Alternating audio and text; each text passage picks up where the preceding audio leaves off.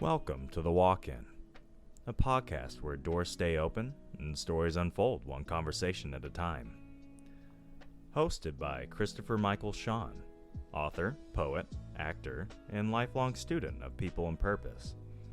Here, you're more than just a listener. You're part of the room, part of the story. In every episode, someone sits down, breathes deep, and shares what drives them, what keeps them moving, and what keeps them dreaming. This is a space for dreamers, doers, and those still finding their way. So pull up a chair, pour something warm, and let's take a walk into the soul. Sure, I'd be happy to. My name is Michelle Steiner. I live in Pennsylvania with my husband Ron and our two cats, Jack and Sparrow. I am a writer, speaker, photographer, and parent educator. I work with students that have disabilities in a school as a teacher's aide, and I find that really rewarding. And I also have a learning disability myself, and I have a blog called Michelle's Mission where I write about my life with a learning disability, and I also feature my photography as well. I was diagnosed with a learning disability in kindergarten, and it just set up all those years of really a lot of struggle for me with learning and with being able to fit in. I had to repeat kindergarten, and it was a real struggle with just all throughout my years with having to receive specialty instruction, accommodations, and just dealing also with the social aspect as well. I can remember, though, the one thing that always helped me was writing. My dad found a story that I wrote in second or third grade about a dinosaur and said, wow, that's really good. And I didn't think I was good up until that point in anything. And my dad read me a story every night when I was little, so I learned to love books, and reading and writing really became my world. And I was eventually able to become in all regular ed classes except by high school, except for math and a resource room. And I can just remember, though, I was doing really great, but the question came, well, what are you going to do after high school? I knew I wanted to go to college, but I didn't think I could do it because of my math. And I wasn't alone in that. I had a learning support teacher who said that she didn't think I could handle college because of that.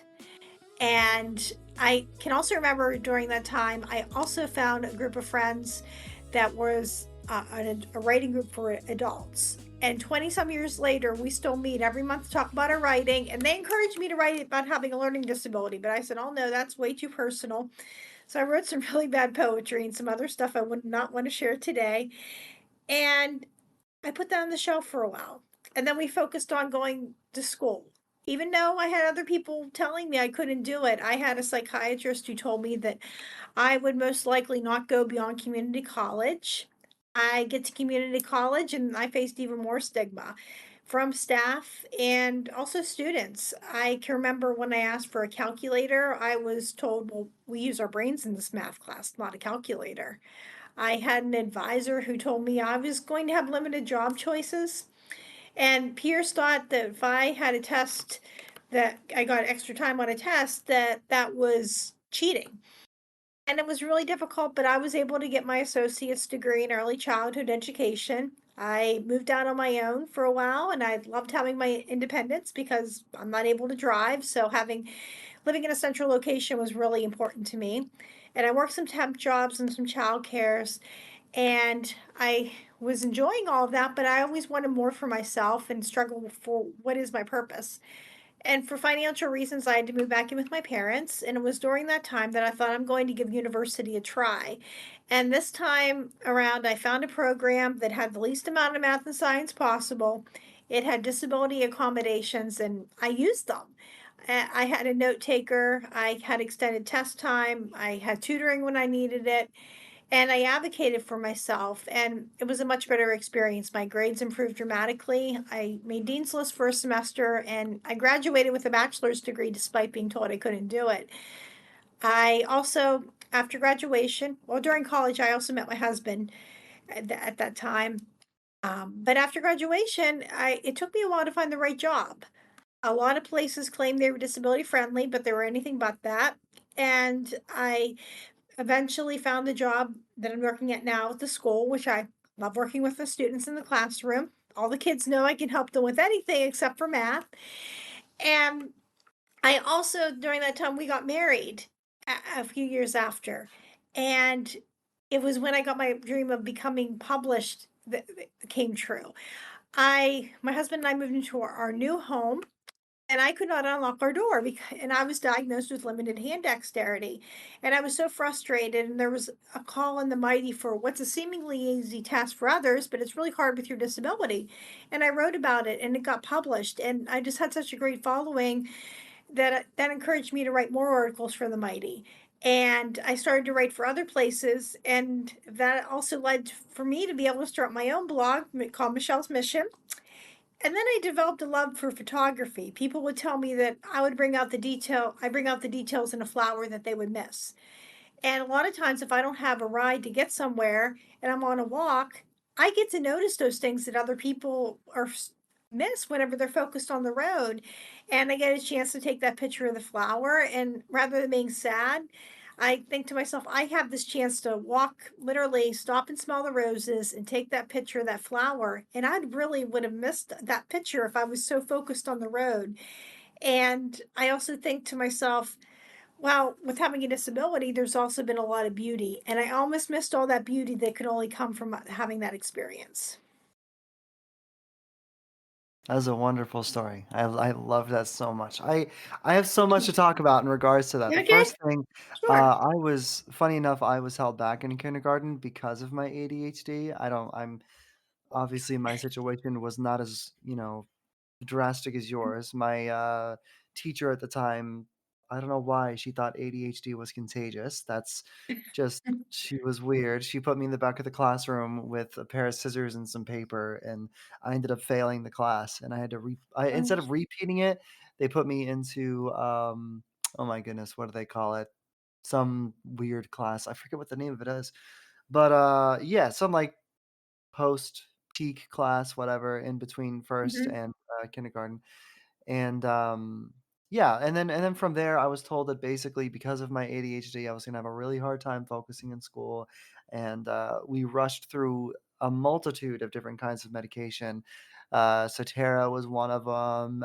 There was a few M ones, there was, mhm, just so many, and I was an experiment to these doctors of like, oh, let's try this one. Oh, this one makes a guy grow breasts, so we're not going to do that one anymore. Let's do this other right. one. Oh, well, Mhm, this one causes you to lose a dramatic amount of weight, so we probably shouldn't do that one. Let's try this other one. Oh, this one induces depression, so maybe not that one. So it's messing with my not only just like my emotions, it's messing with my mental mhm, state. It caused me to be really foggy, and it was around I was 14 or 15, I stopped taking the medication, and my mom like, I started, like, lying about it. I was very sneaky about my medication. My mom thought I was, "Oh, you're gonna start failing your classes and all that." My grades got better, which is right. crazy. My grades got better. I got into an advanced learning class, and everyone was like, "Well, okay, that's great. That's great." And then they were like, "Well, now we expect you to go to college." And I'm like, "Okay, cool." So, that's where I am right now and it's interesting because I got a degree in, actually at Oklahoma City Community College, for acting and modeling, 'cause acting was my big thing, and I Mhm, minored in psychology, but I ended up dropping that off. Now I'm going after psychology, and there's a lot we learn in psychology about, learning mhm, disorders, and really what my professor said, Dr. Steller said, is that whenever the brain has a deficiency in one area, it excels in another. yeah, And I feel like for me, I might not be able to focus very well, but man, the things that I focus on, I really dive deep into every detail, and I can remember very well. And there's an instance where there was somebody that I'd only met them once, and they came up to me one day. I was at the grocery store. Them and somebody that I knew well came up to me. They were like, "Oh, hey, my name is this." I was like, "Of course I remember you." I was like, "Yeah, we met like a year and a half ago at the gas station at Cumberland Farms," and they were like, how do you remember that? I don't even remember that. And I was like, yeah, I don't know. I just do. So, and it's interesting. And I think that's one of the reasons why this podcast works is because I remember like small details that people were like, how do you mhm, remember that? Like, how do you just remember that off the like I'll be like, I'll bring them in here. I'll be like, oh yeah, you're this person. They're like, how do you know that? What the hell? And it's obviously I'm not perfect, and there's a lot of stuff that I have to battle and stuff. And I've thought mhm, about getting back onto medication, but I just don't like being a doctor's experiment. I genuinely believe, and this is something that I mentioned before, no one should ever tell you that something is impossible. But at the same Right. time, when someone tells you something's impossible, boy, howdy do you make it possible. And that's what's crazy. Like, whenever I came to New York, so I dropped everything. There was a big divorce. I Mhm. moved to New York, and everyone believed in me except for my sister. And my sister was telling my father, "Well, he's gonna go to New York, he's gonna fail, he's gonna beg for money, and that's just gonna be the end of it." And that made me never wanna tell my father that I was actually homeless for the first 3 months that I lived in New York. I was sleeping in my Mm. car, saving money, and I got my own place. And now my father knows that, and he's like, "Why didn't you tell me?" I'm like, "Well, because I didn't want my sister's words to be true." There's something so powerful about being told this is what's going to happen and there's nothing you can do about it because you really do take that and you use it. You know what I mean? And I'm really proud of you for that. I'm really proud of you for not allowing that to tie you down because there are so many people out there. And I'm reminded, actually, funny enough, of our first episode on the podcast. We're up to like, your episode number is probably going to be like 42. We're pretty Oh, high up there. wow. And that's just Soul State episodes. I have other episodes that aren't even numbered. But yeah, we have a lot of episodes. We're closing in on 50 total episodes.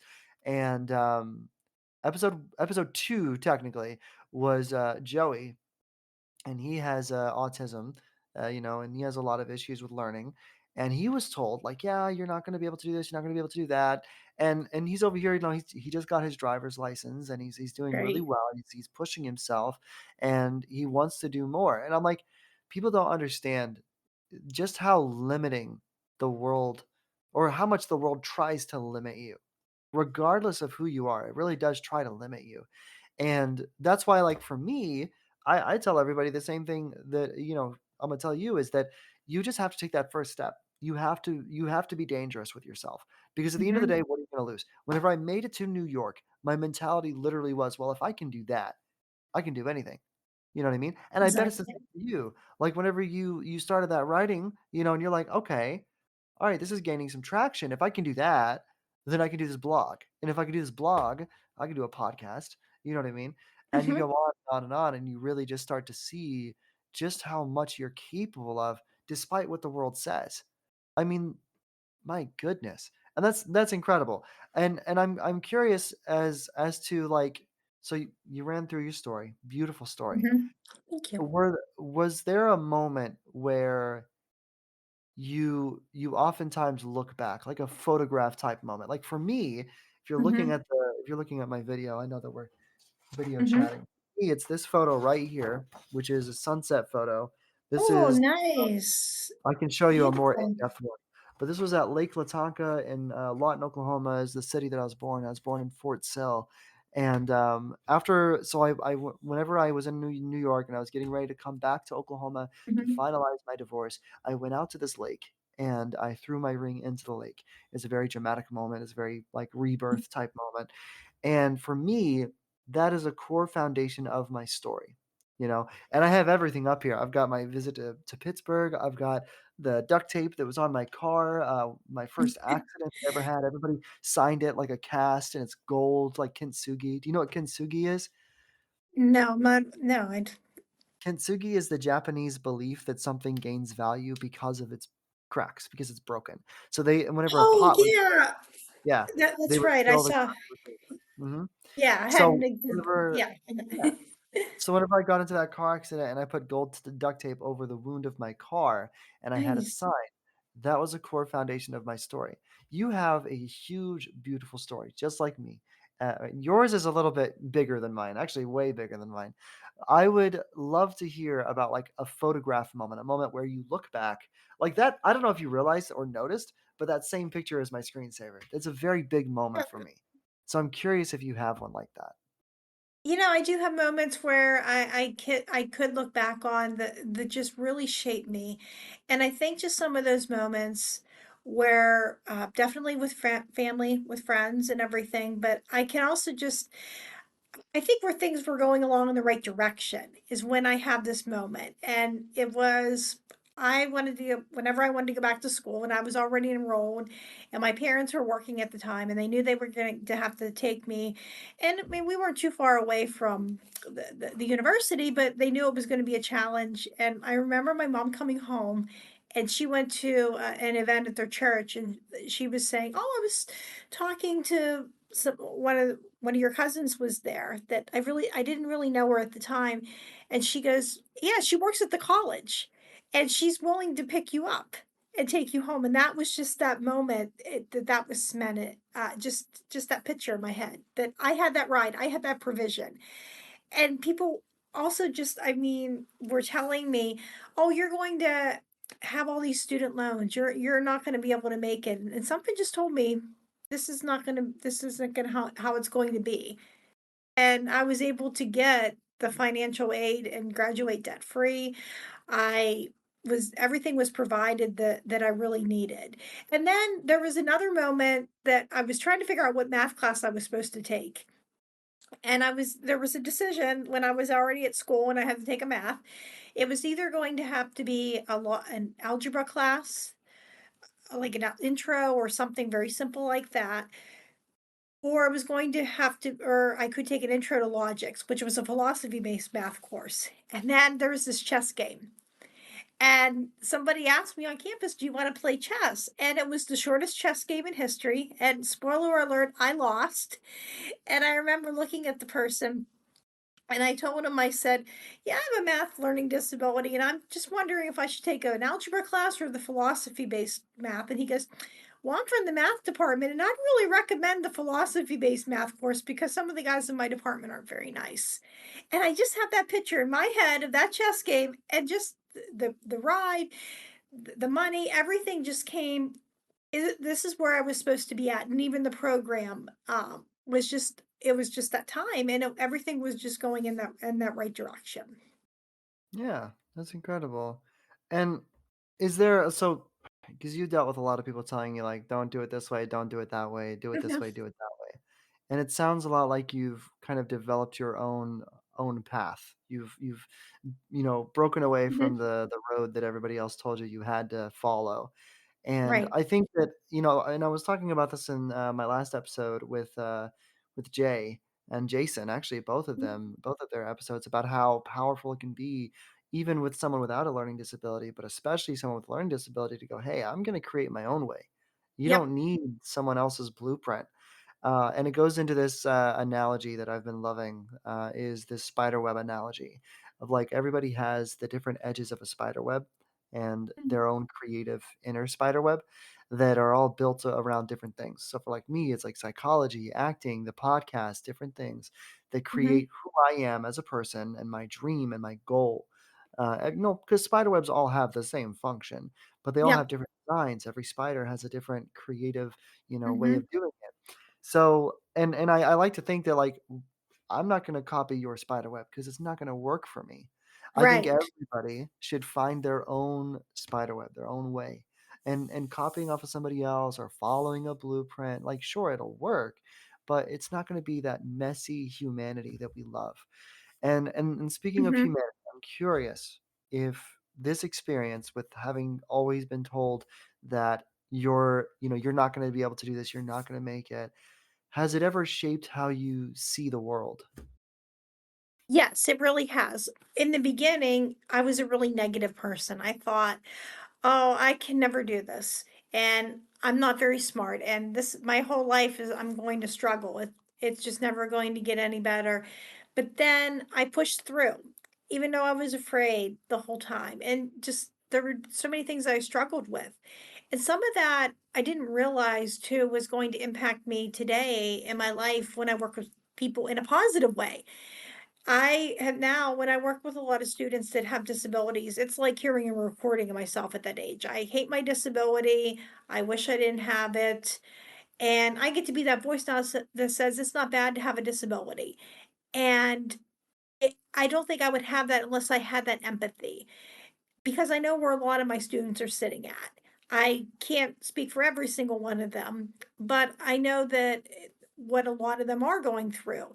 And I get to show them how to advocate for themselves because I we have so many students that they have one day they'll leave me, but their disability is going to be there, so we have to really show them how to speak up for themselves and how to do that, and sometimes I'll have students that say, "But I'm afraid to ask for help," or they'll try to ask for help and they can't get their message across, and sometimes I get to see that with working with students in the room, and then I can, sometimes help them out, but I really want them to use their voice to learn how to do that.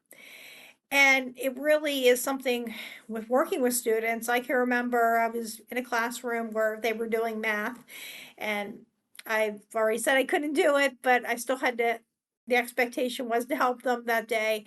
And I just kind of looked to the sky and thought, why am I here? And somebody, another student tugged on my arm and said, this child, another student's crying. And I went over to him and he was really frustrated because he couldn't do the math.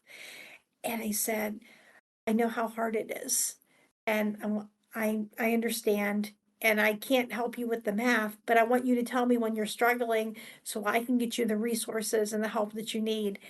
And before I knew it, the student was no longer crying in the classroom. He was raising his hand to ask questions, and then eventually he was able to do the work himself. And just I had this moment right there and said, "This is why you were here. It wasn't to teach math, but it was to help this person."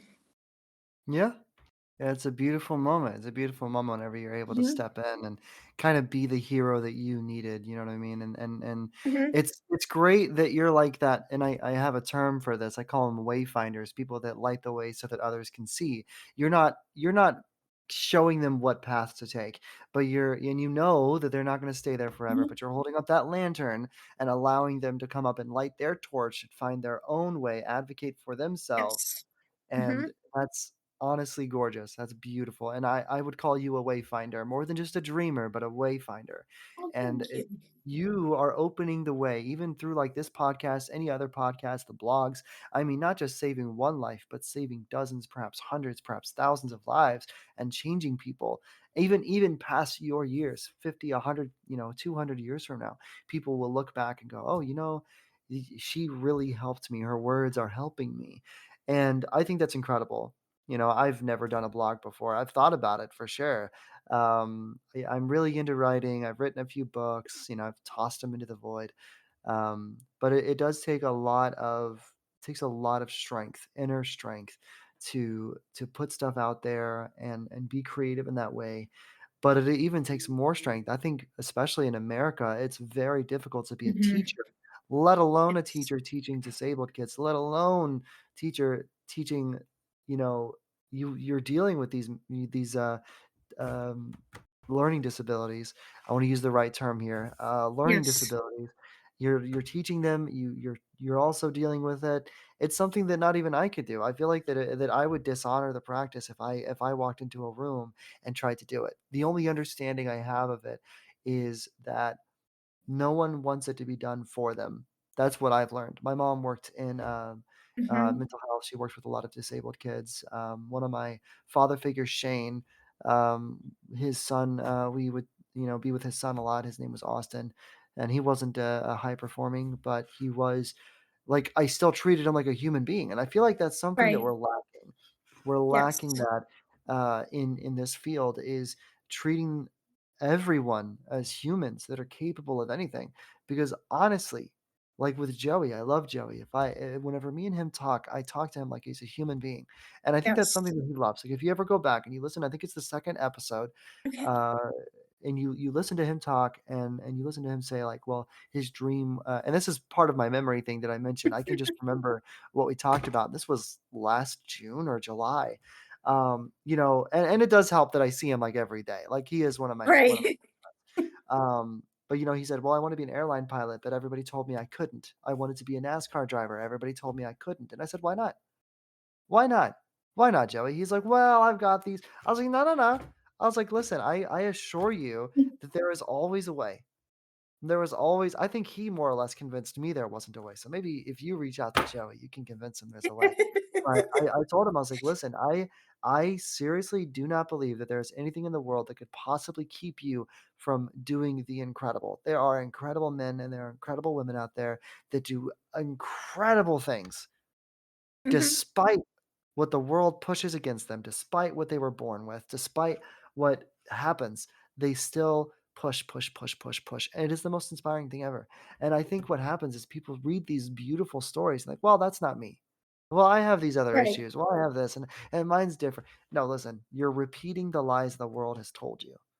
There are Right. so many lies that the world dishes out, and it all boils down to this: treat everybody with respect, treat everybody with the same humanity you would want. Because if I get into a car accident tomorrow, and I thought about this the other day, if I get into a Yeah. car accident tomorrow and I am no longer a high performing adult, I would hope to receive humanity and respect. I would hope that someone would say, "Hey, Chris, well, how's the podcast going?" Not, "Well, I guess you got to quit the podcast because you're not performing as well as you used to." No, I would hope that somebody go, "Hey, Chris, how's the acting going? How's college going? How's work Right. going? How's New York going?" Not, "Oh, well, I guess you got to, give up on everything."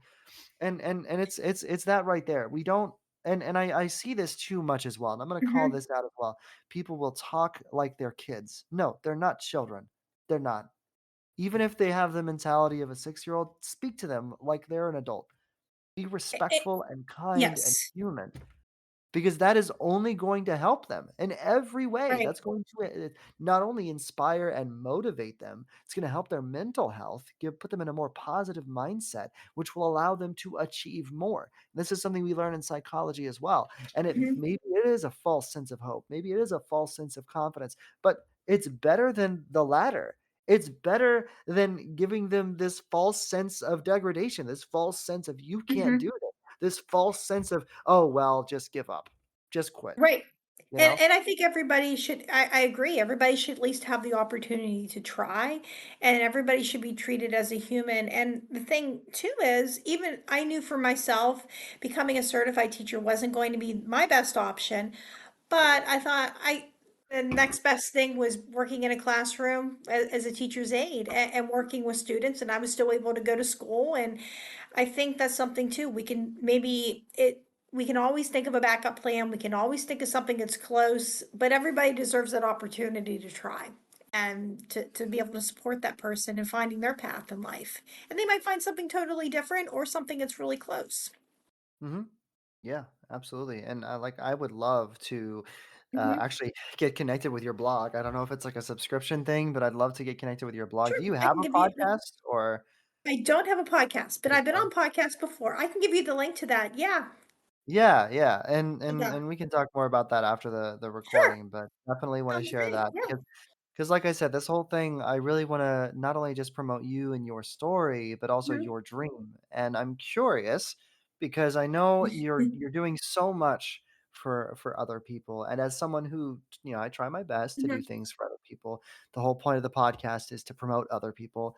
I'm curious, like, amongst all of this, amongst being told you couldn't do it, you couldn't do it, you couldn't do it, and probably still being told you can't do it, what is your dream? What is your NASCAR airplane dream? One of the things I would love to be able to do is to expand my blog. That is definitely one of the things I would love. And I would also like to write a book someday. And I am working on one about my life called Chasing Butterflies because I love it combines my love of nature also with just my uh, watching that transformation process that a butterfly went through, and also just how I was trying to chase so many dreams. And sometimes that's like trying to chase a butterfly Mm, that flies. And also, I have a children's book about dyscalculia because I think that there's so much many misunderstandings about that. And I also have had some other ideas of just creating a book like with different essays about my life and my experience and combining that with nature. So mm. I I can do blog posts, I can write for other people, but to sit down and do my own book, now that's the process. I have gotten stories published in a couple of anthologies though as well. But to have my Yeah, own book, that's definitely something I would love to do. And just to be able to work with people that have disabilities, maybe even doing like a nonprofit someday. I'm also in a disability policy program right now. Uh, where we're working in different groups to try to influence bills that are getting passed in the state. So I just mhm. definitely want to be helping people have disabilities in the future. Yeah, no, and that's incredible. I think that you're actually matching very well with the episode right before you. His name was Jason, and what he Mhm. left out on, what his last message before we ended the podcast episode was, if you're thinking about writing a book, just write it because somebody out there is going to love it. Maybe not everybody, but somebody is gonna love it. And this ties into the whole reason for the podcast because the reason I set up the podcast originally, first of all, I had this great friend named John who said, "Hey, I think you have a great voice. And I think that you are inspiring and motivating. And I think that you do love talking to people and hearing their stories. I think you should start a podcast." That's where that started. And then I'm going around with a notebook around Albany, New York. And I'm like, okay, I have these ideas for podcast names. Let me go around and get tally marks and have everybody like vote. You know what I mean? And I started going to open mic nights, which built up my confidence to be on stage. Like I'm Uh-huh. into acting, so stage fright isn't really a thing. I'm not scared of the microphone, but getting more Mhm. comfortable because it had been a few years since I'd really gotten into it. And what I really learned is whenever you put yourself out there, you will Mhm. find an audience. People are Yes. going to love your content. They're going to love you. And I love this goal of yours, and I would challenge you to do it. It doesn't need to be perfect. I have a book that I published, and it was my dream to publish it. I worked on it the last 2 years, and it was my documentary. It was my life story. It was my dramatic, Mhm. I moved to New York with nothing but a bag of clothes and $1,000, and I slept in my car for 3 months. And I'm sleeping in my work parking lot, saving every single dollar, lying to my family about, oh, I have a roommate. I'm definitely not living, homeless, and brushing my teeth in my trunk and going to the gym to shower. Definitely not what was happening.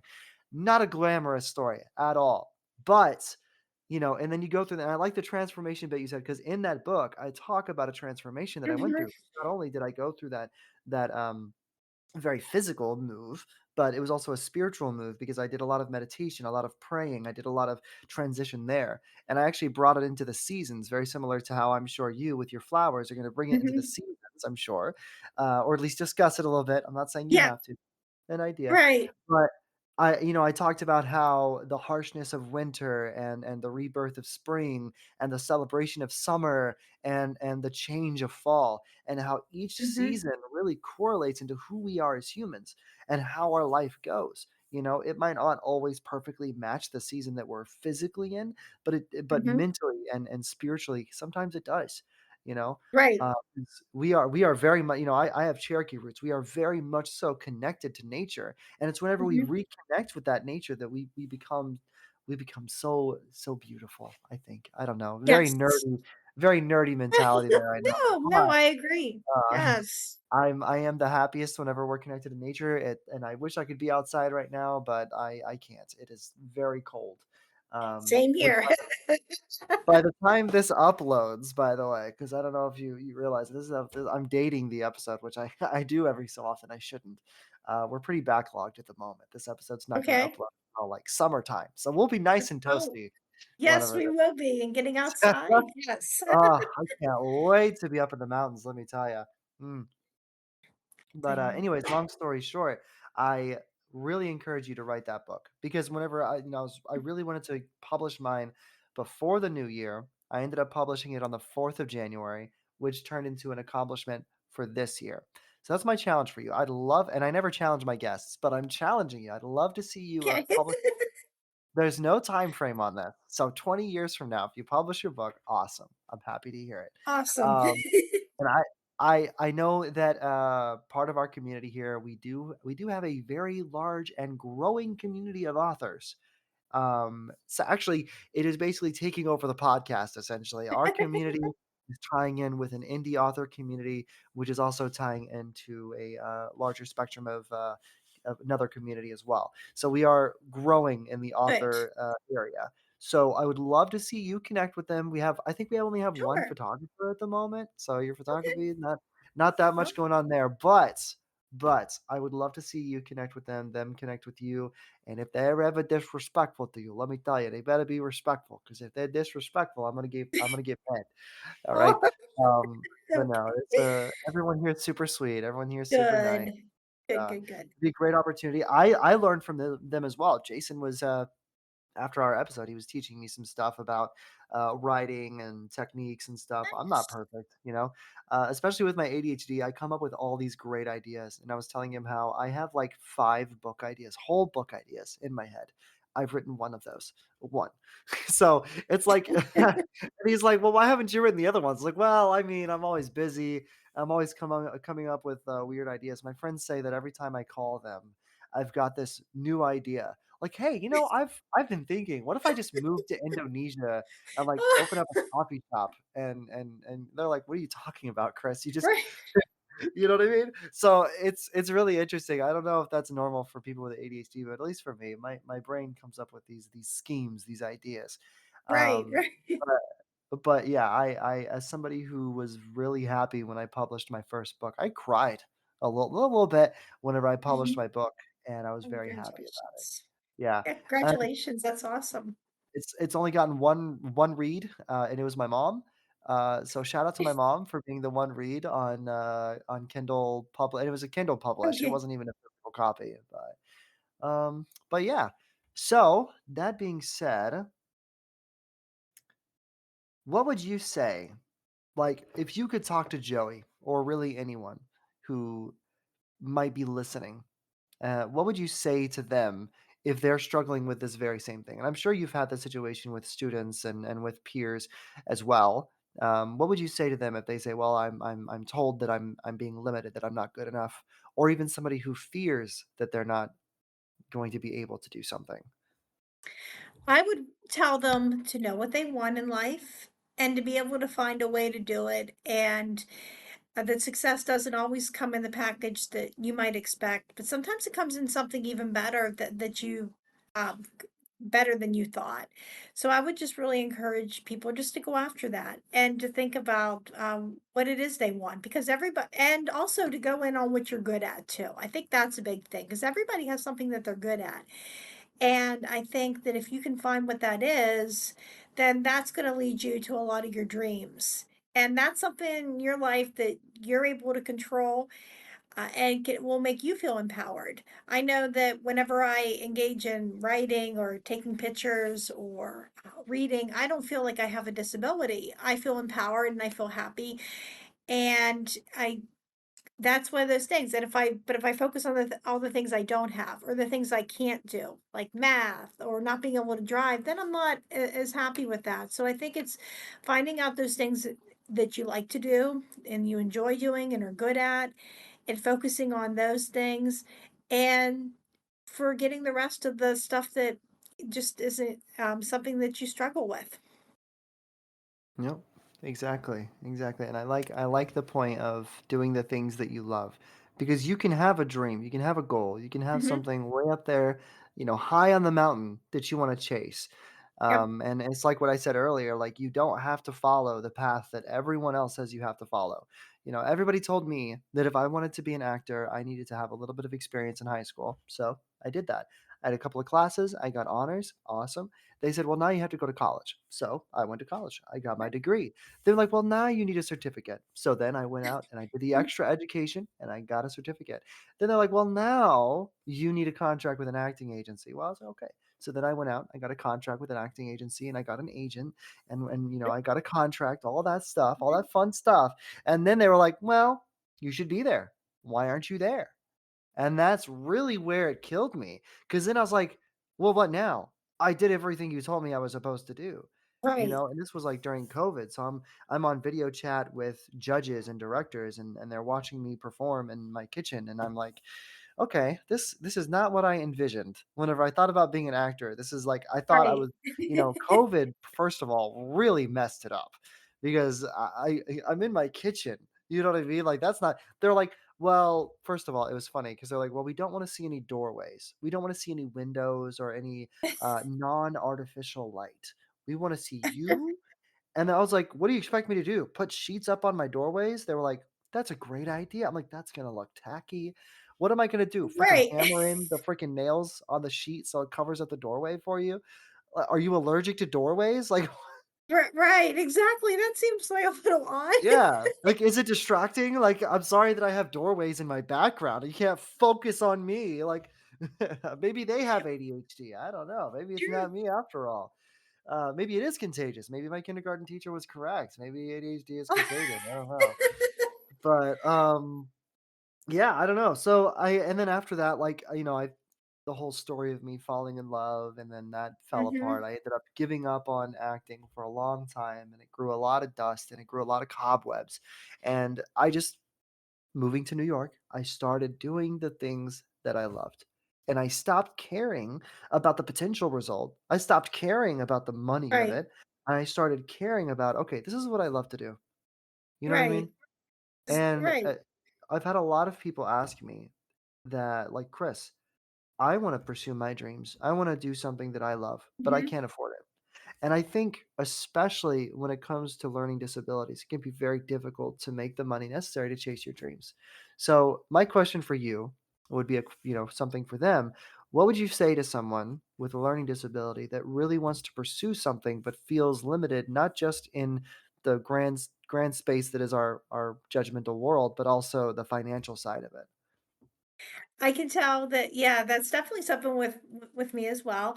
I mean, I have to work a job that I love doing during the day. I love working with my students, but I also whenever I'm off work, I do get that chance to chase the other dreams that I have, which is writing, photography, and you will find a way to be able to do that if that's something you really love. Maybe you do have to have a job that's going to make sure your bills are paid, and that's okay to have that. And then in your off time, people will say, "Oh, don't you just want to relax?" And I'm thinking, "Well, this is relaxing to me. I do like to write. I do love to go on podcasts. I love to go on shows." And with even Yeah. with acting, I was in a couple plays before too, and I never did that in high school, but I remember I had to take an art class or something in the arts whenever I was at university, so it was intro to acting, and then put that off the shelf for a couple of years, and then I did a play and did 2 plays, and you find that time, and you just have to be make that time and be intentional about that, and those opportunities will come to you if you do that. Yeah, and it is a struggle. It is a It struggle for is. sure. Mhm, I know that, like, I love my job.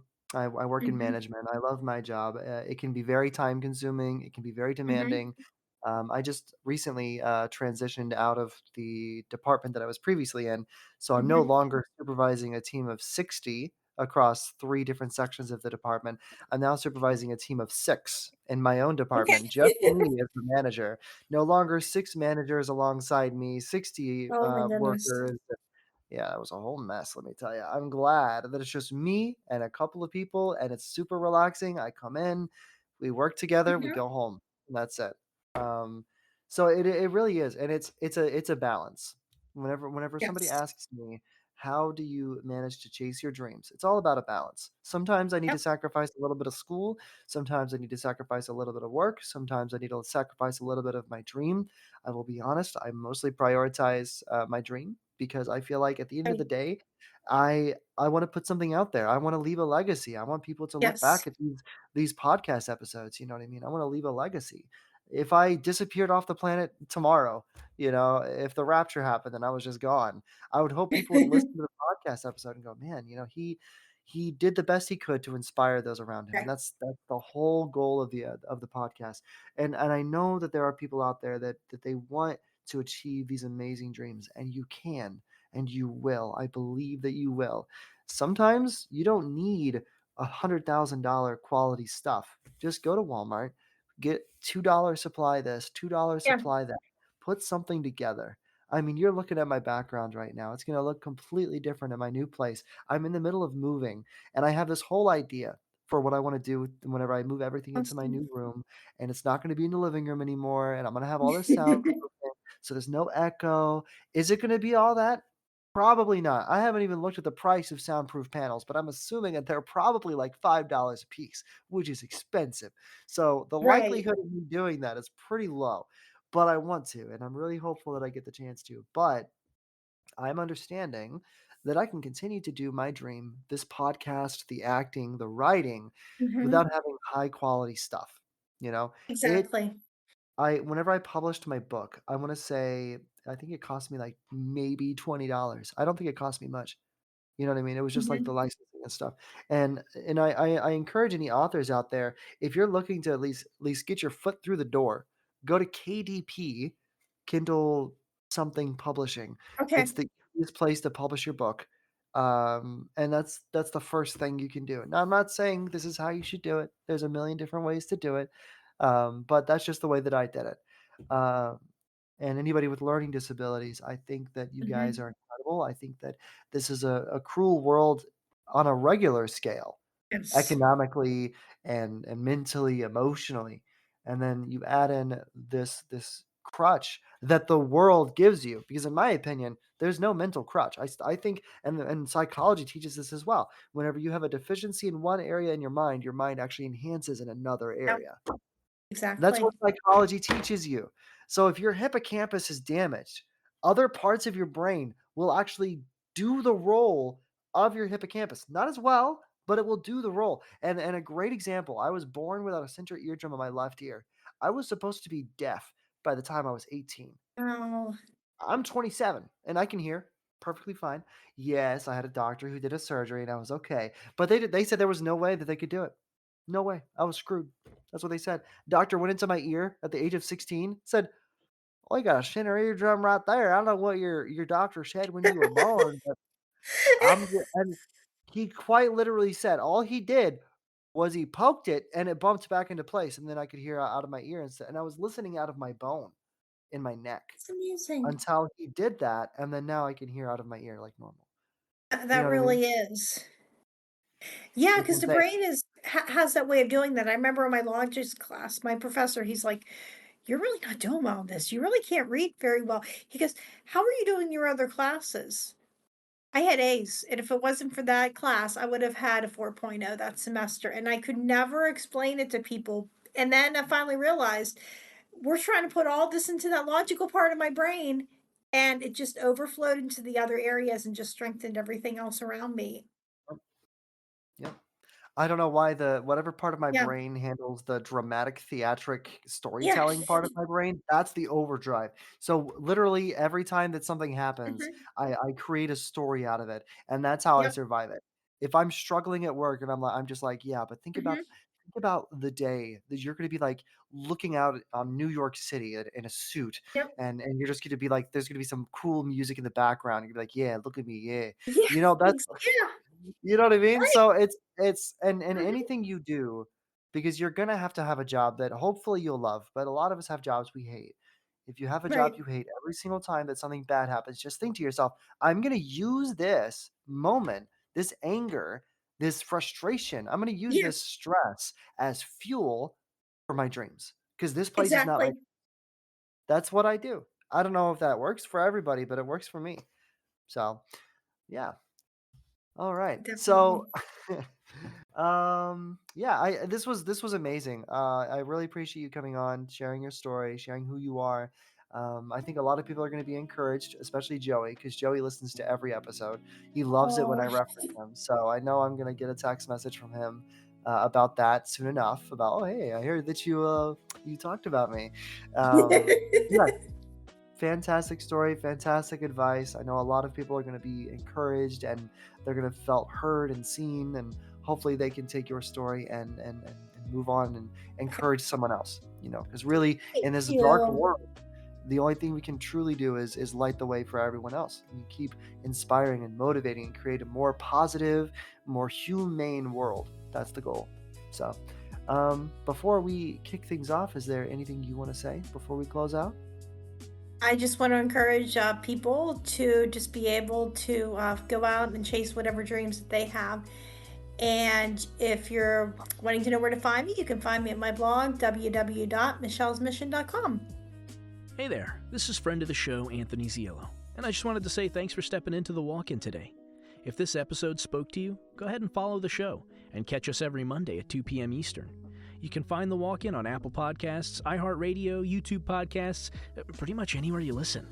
And if you want to hang with our community, come join the Discord. We'd love to have you there.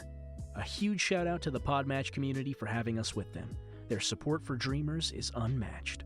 Until next time, take a breath, stay inspired, and as always, we'll walk together again next week.